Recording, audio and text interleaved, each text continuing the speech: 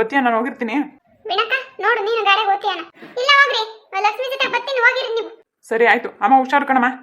ನಡಿಯಪ್ಪಯ್ಯ ನೀನು. ಓ ಏನ್ ಪ್ರೇಮಿಳಕ್ಕ ಪುರ್ಸೊತ್ತ ಕೂಕೊಂಡ್ಬಿಟ್ಟಿದಿ? ಅಯ್ಯೋ ಈ ಬಿಸ್ಲಿಗೆ ಇನ್ನೇನ್ ಕೆಲಸ ಮಾಡ್ತಿದೀಯ ಲಲಿತಮ್ಮ? ಸಾಕಾಯ್ತತ, ಒಳಗ್ ಕೂಕಣಕ್ಕಾಗ್ತಿಲ್ಲ, ಸೆಕೆ ಅಂದ್ರೆ ಸೆಕೆ. ಅದಕ್ಕೆ ಮರ್ದೆಲ್ಲ ಕೂಕಮನ ಅಂತೇಳಿ ಕಟಟಕ್ ಬಂದೆ. ಓ ನೀನೇನು ಹೊಲ್ಕಿದ್ ಕಡೆಗೆ ಹೋಗಿದ್ದೇನು? ಓ ನಮ್ಮ ಅಯ್ಯಪ್ಪ ಹೊಲ್ತಾಗೆ ಇಬ್ರು ಗಂಡಾಣಿಕೆ ಕೆಲಸ ಮಾಡ್ತಾವ್ರಿ. ಬಣವೆ ಹಾಕ್ಬೇಕಾಗಿತ್ತು, ಸುತ್ತ ಕೆರೆಯೆಲ್ಲ ಅಚ್ಚುಕಟ್ಟು ಮಾಡಿಬಿಟ್ಟು ಅದಕ್ಕೆ ಆ ಜಾಲಿ ಕೊಡ್ವಿ ಎಲ್ಲನೂ ಕತ್ತರಿಸ್ಬಿಟ್ಟು ಸುತ್ತ ಎಲ್ಲ ಬೇಲಿ ಹಾಕ್ತಾವ್ರಿ. ಹಂಗಾಗಿ ಬೆಳಗ್ಗೆನೆ ನಾಷ್ಟ ಬೇಕು ತಗೊಂಬಾರಮ್ಮ ಅಂತ ಹೇಳಿದ್ರು.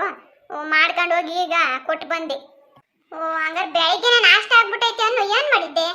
ಮನೆಗೆ ಎಳ್ಳಿಕಾಯಿ ಇದ್ವು, ಹೊಚ್ಚಾಕಿ ಅತ್ತ ಚಿತ್ರಾನ್ನ ಮಾಡ್ಕೊಂಡು ಕೊಟ್ಟು ಬಂದಿದ್ದೀನಿ.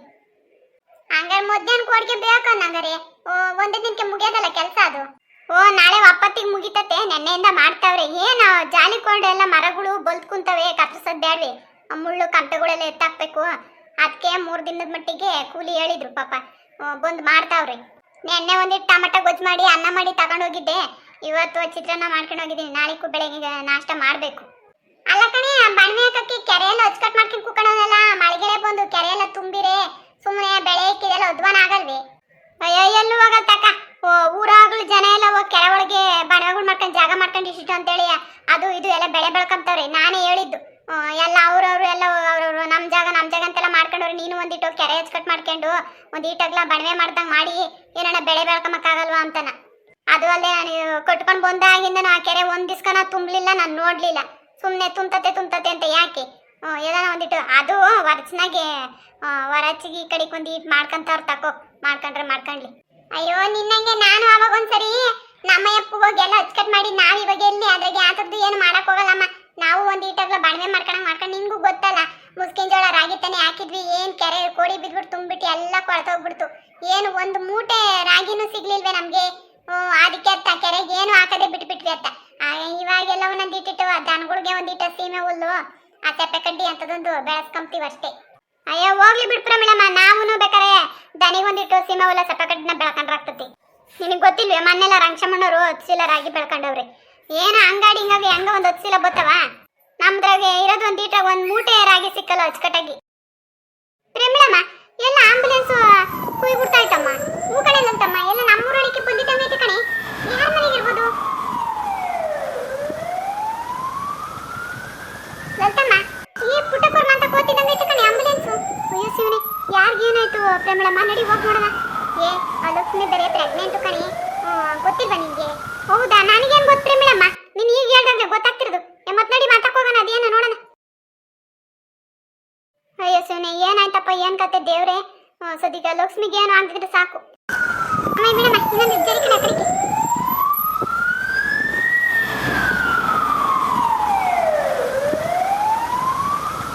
ಗೌಡ್ರೆ, ಯಾಕೆ ಆಂಬುಲೆನ್ಸ್ ಬಂದಿದ್ದು? ಯಾಕ ನಮ್ಮ ಲಕ್ಷ್ಮಿ ಬೆಳಗಿಂದ ಹೊಟ್ಟೆ ನೋವು ಅಂತಾಳೆ ಪ್ರೇಮಿಳಮ್ಮ, ಅದಕ್ಕೆ ಆಸ್ಪತ್ರೆಗೆ ಕರ್ಕೊಂಡು ಹೋಗವ್ರಿ. ಹೌದಾ, ಏನ್ ಸೀರಿಯಸ್ ಅಂತೆ? ಅದೇನೋ ಗೊತ್ತಿಲ್ಲಮ್ಮ.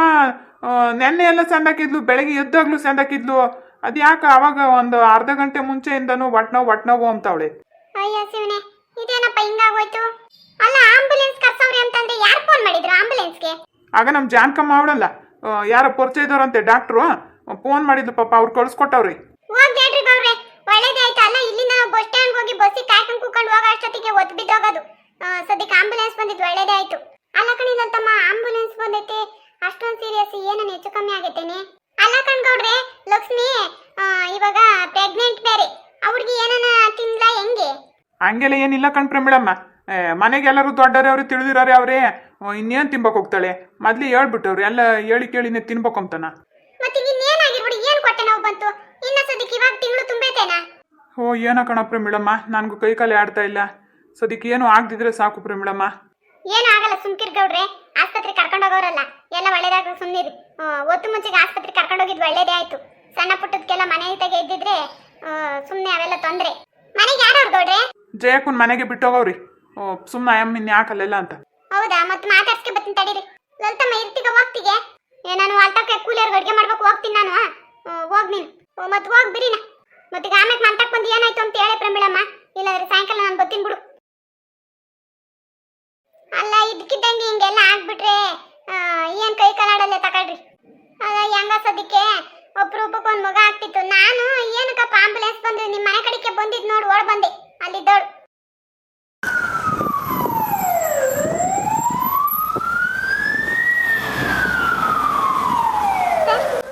ಪೇಷಂಟ್ ಬಂದ್ರೇನ್ರಿ?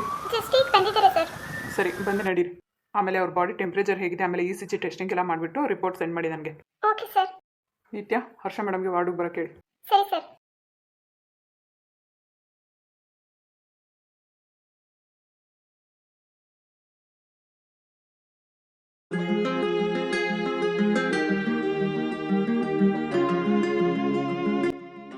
ಅಮ್ಮ ಇವೀಣಮ್ಮ ನಡಿಯೋ ಹೋಗಿ ನೋಡೋಣ ಅದೇನಾಯ್ತು.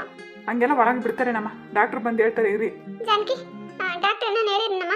ಇನ್ನೂ ಇಲ್ಲ ವೀಣಾಕ, ನಾನು ಇಷ್ಟೊತ್ತು ಅಲ್ಲೇ ನಿಂತಿದ್ದೆ, ಡಾಕ್ಟರ್ ಚೆಕಪ್ ಮಾಡ್ತಿದ್ದಾರೆ. ದೇವ್ರೆ, ಏನು ಆಗ್ತಾ ಇದ್ರೆ ಸಾಕಪ್ಪ. ಅಮ್ಮ ಕೂಕಳಮ್ಮ ನೀನು. ಅಮ್ಮ ಜಾನಕಿ, ಹೋಗಿ ಅಲ್ಲೇ ಇರು, ಡಾಕ್ಟರ್ ಏನೇನು ಹೇಳ್ತಾರೆ ಏನೋ ಕೇಳೆ. ಅಲ್ಲಿ ಬಾಗ್ಲ ಹತ್ರ ನಿಂತ್ಕೊಳ್ಳೋಕು ಬಿಡಲ್ಲಮ್ಮ, ಅವರು ಸಿಸ್ಟರ್ಗಳು ಹೋಗಿ ಹೋಗಿ ಅಂತ ಕಳಿಸ್ಬಿಡ್ತಾರೆ. ನೀವು ಕೂತ್ಕೊಳ್ಳಿ, ಡಾಕ್ಟರ್ ಹತ್ರ ನಾನು ಮಾತಾಡ್ತೀನಿ. ಏನು ಆಗಲ್ಲ, ಕೂತ್ಕೊಳ್ಳಮ್ಮ, ದೇವ್ರಿದ್ದಾನೆ. ಅಯ್ಯೋ ಶಿವನೇ, ಯಾಕೆ ಹಿಂಗಾಯ್ತು? ಅದರಿಂದನೇ ಆಯ್ತು ಏನ ಒಂದು ಗೊತ್ತಾಗ್ತಿಲ್ವಲ್ಲ ನಮ್ಗೆ. ಅವಳು ಅದು ಬಿಟ್ರೆ ಬೇರೆ ಇನ್ನೇನು ತಿಂದಿದ್ಲೆ ಅಮ್ಮಯ್ಯ ಬೆಳಗಿಂದನು. ನೆನ್ನೆನು ಊಟ ಬಿಟ್ರೆ ಇನ್ನೇನು ತಿಂದಿಲ್ಲ ಅವಳು. ಅಮ್ಮ ನೀನೇನು ಚಿಂತೆ ಮಾಡ್ಬೇಡ, ಸುಂದರಮ್ಮ, ನನಗೆಲ್ಲ ಗೊತ್ತೈತಿ. ಇದೆಲ್ಲ ಮುದ್ಕಿದೆ ಪ್ಲಾನು.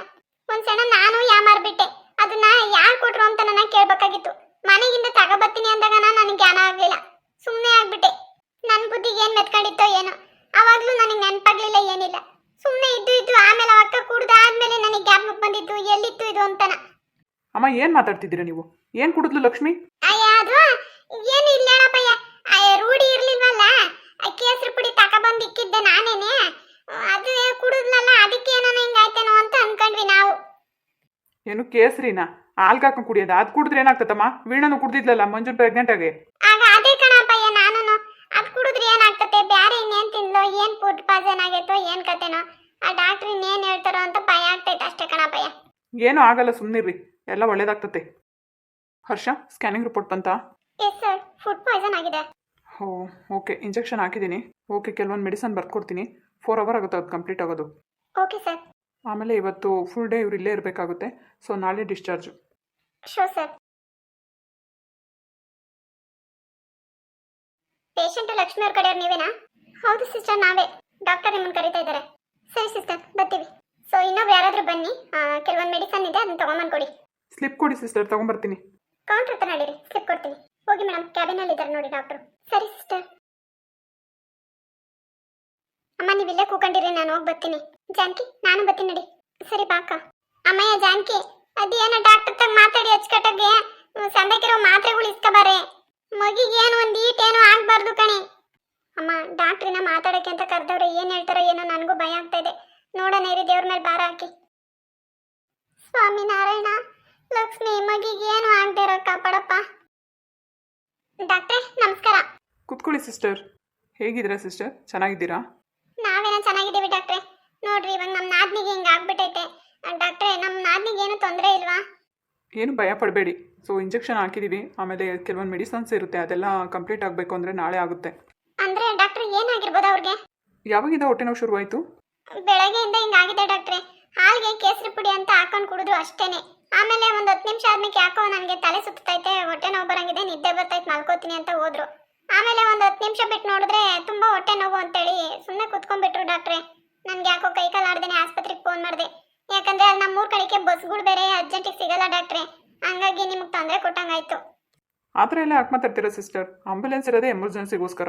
ನಿಮ್ಮ ಹತ್ರ ನಂಬರ್ ಇಸ್ಕೊಂಡೋಗಿ ಒಳ್ಳೆ ಕೆಲಸ ಆಯಿತು ಡಾಕ್ಟ್ರ್ ನಮಗೆ. ಏನೇ ಆದರೂ ಇಮಿಡಿಯೇಟ್ಲಿ ಆಸ್ಪತ್ರೆಗೆ ಕರ್ಕೊಂಡ್ಬಂದಿದ್ದು ಒಳ್ಳೇದೇ ಆಯಿತು. ಈಗ ನಮ್ಮ ಅಕ್ಕನ ಕಂಡೀಷನ್ ಹೆಂಗಿದೆ ಡಾಕ್ಟ್ರೇ? ಸ್ಕ್ಯಾನಿಂಗ್ ಎಲ್ಲ ಟೆಸ್ಟ್ ಆಗಿದೆ.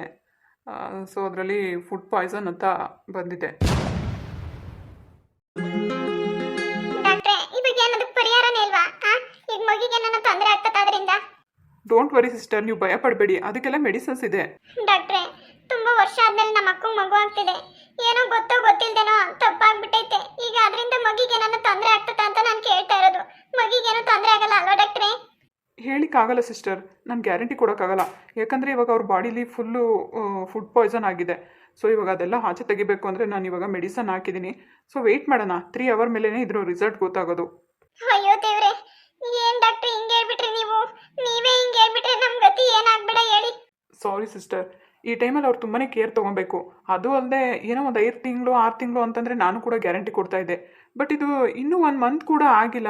ತುಂಬಾ ಸೂಕ್ಷ್ಮವಾದಂಥ ಸಮಯ. ಈ ಟೈಮಲ್ಲಿ ಅವ್ರು ತುಂಬಾ ಹುಷಾರಾಗಿರಬೇಕು. ನೀವು ಕೂಡ ಹುಷಾರಾಗಿರಬೇಕು ಅಂತ ನಾನು ಹೇಳಿದ್ದೆ. ಇನ್ನೊಂದು ವಿಚಾರ ಹೇಳಬೇಕಾಗಿತ್ತು ನಿಮಗೆ. ಫುಡ್ ಪಾಯ್ಸನ್ ಆಗಿರೋದೇನೋ ನಿಜ, ಆದರೆ ಮಾಮೂಲಿ ಕೆಮಿಕಲಿಂದ ಏನೂ ಆಗಿಲ್ಲ ಇದು. ಸೊ ಇದೇನೋ ಒಂದು ನಾಟಿ ಔಷಧಗಳೆಲ್ಲ ಬರುತ್ತಲ್ವ, ಸೊ ಗಿಡಮೂಲಿಕೆಗಳು, ಅದರಿಂದ ಇವ್ರಿಗೆ ಎಫೆಕ್ಟ್ ಆಗಿದೆ. ಅಲ್ಲ ಡಾಕ್ಟ್ರೆ, ಈಗ ನಾವು ಇಮಿಡಿಯೇಟ್ಲಿ ಆಸ್ಪತ್ರೆಗೆ ಕರ್ಕೊ ಬಂದಿದ್ದೀವಲ್ವಾ, ಅದೇನು ಆಗದೆ ಇರೋ ಥರ ನೀವು ನೋಡ್ಬೋದಲ್ವಾ ಡಾಕ್ಟ್ರೆ? ನಾನು ಅದನ್ನೇ ಹೇಳ್ತಾ ಇದ್ದೀನಿ ಸಿಸ್ಟರ್, ಭಯ ಪಡಬೇಡಿ. 3 ಅವರ್ ಆದಮೇಲೆ ಇದ್ರ ರಿಸಲ್ಟ್ ಗೊತ್ತಾಗುತ್ತೆ ಅಂತ ಹೇಳ್ತಾ ಇದ್ದೀನಲ್ವಾ. ಇನ್ನೊಂದು ಹೇಳಬೇಕು ಅಂದರೆ ಅವರು ಪ್ರೆಗ್ನೆಂಟ್ ಆಗಿರೋದೇನು ನಿಜ, ಆದರೆ ಇನ್ನೂ ಮಗುಗೆ ಯಾವುದೇ ರೀತಿ ಬೆಳವಣಿಗೆ ಇಲ್ಲ. ಅಬೋರ್ಷನ್ ಆಗೋ ಚಾನ್ಸಸ್ಸು ತುಂಬಾ ಇದೆ ಸಿಸ್ಟರ್. ಡಾಕ್ಟ್ರೆ, ಹಂಗೆ ಹೇಳ್ಬೇಡಿ ಡಾಕ್ಟ್ರೆ, ನಿಜವಾಗ್ಲೂ ನನಗೆ ತುಂಬಾನೇ ಭಯ ಆಗ್ತಾ ಇದೆ. ಪಾಪಗೆ ಏನು ಆಗ್ಬಾರ್ದು ಡಾಕ್ಟ್ರೆ, ಏನಾದ್ರೂ ಮಾಡಿ ನಿಮ್ ಕಾಲಿಗೆ ಬೀಳ್ತೀನಿ, ಮಗು ಉಳಿಸ್ಕೊಡಿ ಡಾಕ್ಟ್ರೆ, ಪ್ಲೀಸ್ ಡಾಕ್ಟ್ರೆ. ಜಾನಕಿ, ಸಮಾಧಾನ ಮಾಡ್ಕೊ. ವೀಣಕ್ಕ, ಪಾಪಗೆ ಏನಾದ್ರೂ ಆದ್ರೆ ನಾನು ಏನ್ ಮಾಡ್ಲಿ? ಅಯ್ಯೋ ದೇವ್ರೆ, ನನ್ನಿಂದನೇ ಇದೆಲ್ಲ ಆಗಿದ್ದು. ನಾನೇ ಯಾಮಾರ್ಬಿಟ್ಟೆ ಅನ್ನಿಸ್ತಾ ಇದೆ ನನಗೆ. ಸಿಸ್ಟರ್ ಪ್ಲೀಸ್ ಅಳ್ಬೇಡಿ, ದಯವಿಟ್ಟು ಕೂತ್ಕೊಳ್ಳಿ. ಪ್ಲೀಸ್ ಸಿಸ್ಟರ್ ಕೂತ್ಕೊಳ್ಳಿ, ಹೊರಗಡೆ ಡಿಸ್ಟರ್ಬ್ ಆಗುತ್ತೆ, ಕೂತ್ಕೊಳ್ಳಿ ಆರಾಮಾಗಿ. ಡಾಕ್ಟ್ರೆ, ನಿಮ್ ಕಾಲಿಗೆ ಬೀಳ್ತೀವಿ ಡಾಕ್ಟ್ರೆ, ತಾಯಿ ಮಗಿಗೆ ಏನು ಆಗ್ಬಾರ್ದು ಡಾಕ್ಟ್ರೆ, ಏನೋ ತಪ್ಪಾಗ್ಬಿಟ್ಟೈತೆ, ಒಳ್ಳೆ ಮೆಡಿಸನ್ ಕೊಟ್ಟು ಏನೋ ಮಾಡಿ ಉಳಿಸ್ಕೊಡ್ರಿ ಡಾಕ್ಟ್ರೆ. ದುಡ್ಡು ಎಷ್ಟು ಜನ ಖರ್ಚಾಗ್ಲಿ, ನೀವು ಅದ್ರ ಬಗ್ಗೆ ಯೋಚನೆ ಮಾಡ್ಬೇಡ್ರಿ. ಸಿಸ್ಟರ್ ನಿಮ್ಮ ಹತ್ರ ದುಡ್ಡು ಯಾರು ಕೇಳಿದ್ರು ಇವಾಗ? ನೀವು ಕೂತ್ಕೊಳ್ಳಿ ಆರಾಮಾಗಿ, ಎಲ್ಲ ನಾವು ನೋಡ್ಕೊಂತೀವಿ, ಕೂತ್ಕೊಳ್ಳಿ. ಸಿಸ್ಟರ್ ಒಂದು ಮಾತು ಹೇಳ್ತೀನಿ, ಬೇಜಾರು ಮಾಡ್ಕೋಬೇಡಿ. ಹೊರಗಡೆಯವ್ರಾಗಿರಲಿ, ಒಳಗಡೆಯವ್ರಾಗಿರಲಿ, ಅಥವಾ ನಮ್ಮವ್ರಾಗಿರಲಿ, ಯಾರೇ ಆಗಿದ್ರು ಕೂಡ ನಾವು ಡಾಕ್ಟರ್ಸ್ ಆಗಿ ಕೆಲವೊಂದು ವಿಚಾರಗಳನ್ನ ನಾವು ಮುಚ್ಚಿಟ್ಕೊಳ್ಳೋಕ್ಕಾಗಲ್ಲ. ನಿಜ ಹೇಳಬೇಕು ಅಂದರೆ ಅವರು ಬೇಕಂತಲೇ ಏನೋ ಪಾಯ್ಸನ್ ತೊಗೊಂಡಿರೋ ಹಾಗಿದೆ. ಇಲ್ಲ ಡಾಕ್ಟ್ರೆ, ಅವ್ರ ಅಂತವ್ರಲ್ಲ, ಬೇಕಂತಾನೆ ತಗೊಳ್ಳೋ ಅಂತಾರಲ್ಲ ಡಾಕ್ಟ್ರೆ, ಇದು ಬೇರೆ ಏನೋ ಆಗಿದೆ ಬಿಡಿ. ಆದ್ರೆ ನೀವ್ ಹೇಳ್ದಂಗೆನೆ ಇದು ನಾಟಿ ಔಷಧಿಯಿಂದನೇ ಏನೋ ಆಗಿದೆ ಡಾಕ್ಟ್ರೆ. ಆದ್ರೆ ಆಗಿರೋದಂತೂ ಸತ್ಯ, ನಾನೇ ಬರ್ಕೊಡ್ತಿದ್ದೀನಲ್ಲ, ಆಗಿರೋದಂತೂ ನಿಜ. ಆದ್ರೆ ಮಗಿಗೂ ತಾಯಿಗೂ ಏನು ಆಗ್ತಾ ಇರೋ ರೀತಿ ಏನಾನ ಮಾಡಿ ಉಳಿಸ್ಕೊಡಿ ಡಾಕ್ಟ್ರೆ, ನಾನು ಹೇಳ್ತಿರೋದು ಇಷ್ಟೇ ನಿಮ್ಗೆ. ಇನ್ನು 2 ಅವರ್ ವೆಯ್ಟ್ ಮಾಡಿ ಸಿಸ್ಟರ್, ಆಲ್ರೆಡಿ 1 ಅವರ್ ಆಗಿದೆ. ಸೊ ಇನ್ನೊಂದು 2 ಅವರ್ ಅಷ್ಟೇ, ಆಮೇಲೆ ರಿಸಲ್ಟ್ ನಾನೇ ಹೇಳ್ತೀನಿ, ಓಕೆನಾ? ನೀವೇನು ಭಯ ಪಡಬೇಡಿ, ದೇವ್ರ ಮೇಲೆ ಭಾರ ಹಾಕೋಣ, ಸರಿನಾ? ಹೇಳಬೇಕು ಅಂದರೆ ನಮ್ಮ ಹಾಸ್ಪಿಟಲ್ಗಳಲ್ಲಿರೋಂಥ ಮೆಡಿಸಿನ್ಸ್ಗಳೆಲ್ಲ ಅಷ್ಟು ಬೇಗ ಕೆಲಸ ಮಾಡಲ್ಲ. ಈ ನಾಟಿ ಔಷಧಗಳು ಅಷ್ಟು ಬೇಗನೆ ವರ್ಕೌಟ್ ಆಗುತ್ತೆ. ಸೊ ಇದೇನೋ ಬೇಕಂತಲೇ ಆಗಿದೆ ಅನಿಸುತ್ತೆ. ಇನ್ನು ಮುಂದೆ ನೀವು ಹುಷಾರಾಗಿರಬೇಕು. ನೋಡೋಣ, ಇನ್ನು 2 ಅವರ್ ವೆಯ್ಟ್ ಮಾಡಿ, ಎಲ್ಲ ಒಳ್ಳೇದಾಗುತ್ತೆ, ದೇವ್ರ ಮೇಲೆ ಭಾರ ಹಾಕಿ ಅಷ್ಟೇ. ಸರ್, ಪೇಷಂಟ್ಗೆ ಪ್ರಜ್ಞೆ ಬಂದಿದೆಯಾ? ನೋ ಸರ್, ಮೆಡಿಸಿನ್ ಹಾಕಿದ್ದೀನಿ ಮತ್ತೆ. ಓಕೆ ಸಿಸ್ಟರ್, ಇನ್ನು 2 ಅವರ್ ನೀವೆಲ್ಲೂ ಹೋಗಬಾರ್ದು, ಮೆಡಿಸನ್ ಪೂರ್ತಿ ಖಾಲಿ ಆಗೋವರೆಗೂ ಅಲ್ಲೇ ಇರಿ. Okay sir. ಆಮೇಲೆ ಟೈಮಿಗೆ ಸರಿಯಾಗಿ ಏನು ಮೆಡಿಸನ್ ಬರ್ಕೊಟ್ಟಿದ್ದೀನಿ ಅದೆಲ್ಲ ಹಾಕಿ. ಸರಿ ಸರ್. ಓಕೆ ಸಿಸ್ಟರ್, ನೀವು ನೋಡ್ಬೋದು. ಇನ್ನು 2 ಅವರ್ ವೆಯ್ಟ್ ಮಾಡಿ, ನಾನೇ ಹೇಳಿ ಕಳಿಸ್ತೀನಿ, ಸರಿನಾ? ಆಮೇಲೆ ಅಮೌಂಟ್ ಬಗ್ಗೆ, ಮೆಡಿಸನ್ಸ್ ಬಗ್ಗೆ ಎಲ್ಲ ಏನು ಯೋಚನೆ ಮಾಡೋಕೆ ಹೋಗ್ಬೇಡಿ, ನಾನು ನೋಡ್ಕೊತೀನಿ. ಪರವಾಗಿಲ್ಲ ಡಾಕ್ಟ್ರೆ, ಇಲ್ಲಿವರೆಗೂ ಎಲ್ಲಾ ಚೆಕಪ್ನ ನೀವು ಮಾಡ್ಕೊಟ್ಟಿದ್ದೀರಾ, ಎಲ್ಲ ಒಳ್ಳೇದಾಗೈತೆ. ಇದೊಂದನ್ನು ಹಂಗೆ ಮಾಡ್ಕೊಟ್ಬಿಡಿ ಡಾಕ್ಟ್ರೆ, ದಯವಿಟ್ಟು ನಿಮ್ಮ ಕಾಲಿಗೆ ಬೀಳ್ತೀವಿ, ಏನಾದರೂ ಮಾಡಿ ಡಾಕ್ಟ್ರೆ, ಮಗಿಗೂ ಆ ತಾಯಿಗೂ ಏನು ಆಗಬಾರ್ದು ಅಷ್ಟೇ. ಸ್ಕ್ಯಾನಿಂಗ್ ರಿಪೋರ್ಟಲ್ಲಿ ಪಾಪುಗೇನೂ ತೊಂದರೆ ಆಗಿಲ್ಲ, ಅದಂತೂ ನಿಜ. ಆದರೆ ಇವರು ಪಾಯ್ಸನ್ ತೊಗೊಂಡಿರೋದ್ರಿಂದ ಸೊ ಬಾಡಿಲಿ ಅದು ಬೇಗನೆ ಎಫೆಕ್ಟ್ ಕೊಡುತ್ತಲ್ವ, ಅದರಿಂದ ಏನಾದರೂ ಮಗುಗೆ ತೊಂದರೆ ಆಗುತ್ತೆ ಅಂತ ನಾನು ಗ್ಯಾರಂಟಿ ಕೊಡೋಕ್ಕಾಗ್ತೇನೆ ನಿಮಗೆ ಹೇಳ್ತಾ ಇರೋದು. ಯಾಕಂದರೆ ಮಗುಗೆ ಇನ್ನೂ ಯಾವುದೇ ರೀತಿ ಬೆಳವಣಿಗೆ ಇಲ್ಲ ಸಿಸ್ಟರ್. ತುಂಬಾ ಸೂಕ್ಷ್ಮವಾದಂಥ ಒಂದು ಭ್ರೂಣ ಇರೋದ್ರಿಂದ ಆ ಮಗು ಯಾವ ಟೈಮಲ್ಲಿ ಏನು ಬೇಕಾದರೂ ಆಗ್ಬೋದು.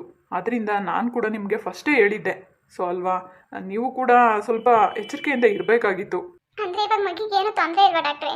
ಹೇಳ್ತಾ ಇದ್ದೀನಲ್ವಾ ಸಿಸ್ಟರ್, ಮೆಡಿಸನ್ಸ್ ಪೂರ್ತಿ ಬಾಡಿ ಫುಲ್ಲು ಅಬ್ಸರ್ವ್ ಆಗೋದಕ್ಕೆ 3 ಅವರ್ ಬೇಕು. ಇದು ಕಂಡೀಷನ್ ಇರೋದೇ ಹಾಗೇ. ಸೊ ಇವಾಗ ಇನ್ನೊಂದು 2 ಅವರ್ ವೆಯ್ಟ್ ಮಾಡಿಬಿಟ್ರೆ ಇದು 100% ರಿಸಲ್ಟ್ ಗೊತ್ತಾಗುತ್ತೆ. ಹೇಳಿದ್ನಲ್ವಾ, ದೇವ್ರ ಮೇಲೆ ಭಾರ ಹಾಕಿ ಏನೂ ಆಗಲ್ಲ. ಸರಿ ಡಾಕ್ಟ್ರೆ, ನಿಮ್ಮ ಬಾಯಿಂದ ಒಳ್ಳೆ ಸುದ್ದಿ ಬರಲಿ ಅಂತ ನಾನು ಕೇಳ್ಕೊತೀನಿ.